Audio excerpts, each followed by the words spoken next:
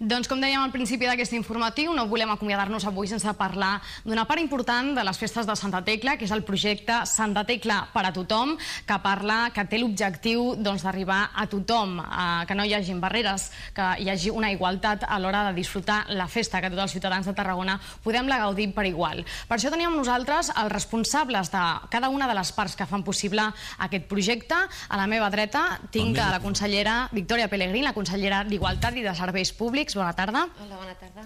Tenim a Roman Soler, el tècnic dels Serveis Municipals de Discapacitat. Bona tarda. Bona tarda. Josep Boronat, que és el cap de comunicació de Dow Chemical Tarragona. Bona tarda. Bona tarda.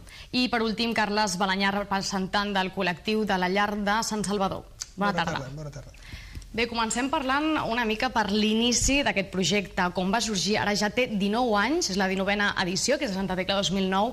Voldria, consellera Pelegrín, que m'expliqués com va sorgir la idea, com ha anat evolucionant al llarg d'aquests 19 anys. Bé, aquest projecte, que en aquests moments està impulsat per la Conselleria de Polítiques d'Igualtat, com bé has dit, va sorgir fa 19 anys amb un intent de fer més participativa la festa a persones amb algun tipus de discapacitat, sobretot des de l'àmbit de la mobilitat.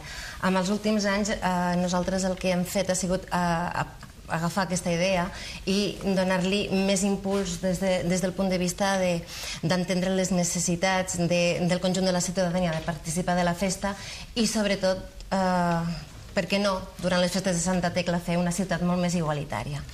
La veritat és que hem anat introduint molts nous elements, com la interpretació del llenguatge de signes en més actes, el programa de festes en braille fet per la ONCE i sobretot ampliar els dies de participació en la festa.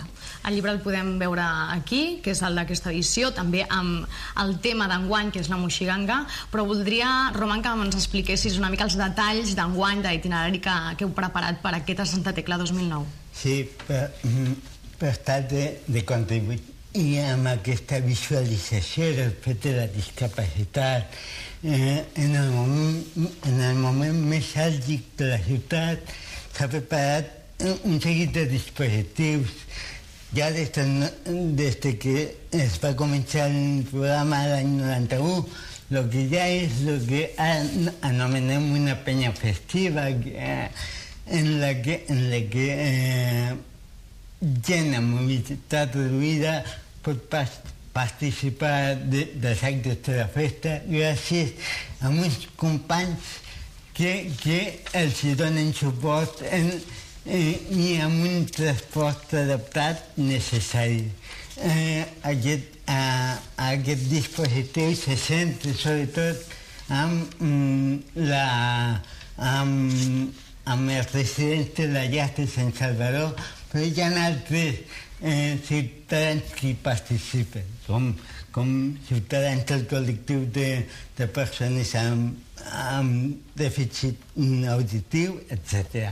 Després, com s'ha dit, hi ha el dispositiu propi del programa en braille, hi ha un itinerari festiu adreçat al col·lectiu amb sordesa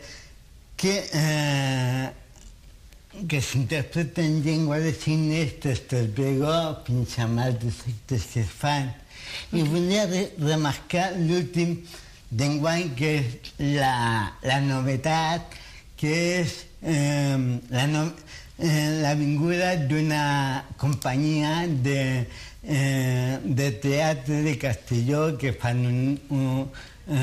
representen demà dijous a les 8 Pueblo, que és un espectacle amb una estètica contundent, gestual i en què la majoria de persones del sector són gent amb discapacitat física. Doncs queda dit que demà dijous s'estrena aquesta obra Pueblo, aquí a la ciutat de Tarragona, al Teatre Metropol, i doncs des d'aquí convidem a tothom a que la vagi a veure. Serà a les 8 de la tarda al Teatre Metropol d'aquesta companyia que comentava en Roman. Josep, ens expliques una mica el suport tècnic, el suport material, econòmic, físic, fins i tot, que dona Dow Chemical des de l'any 2002. Efectivament, des de l'any 2002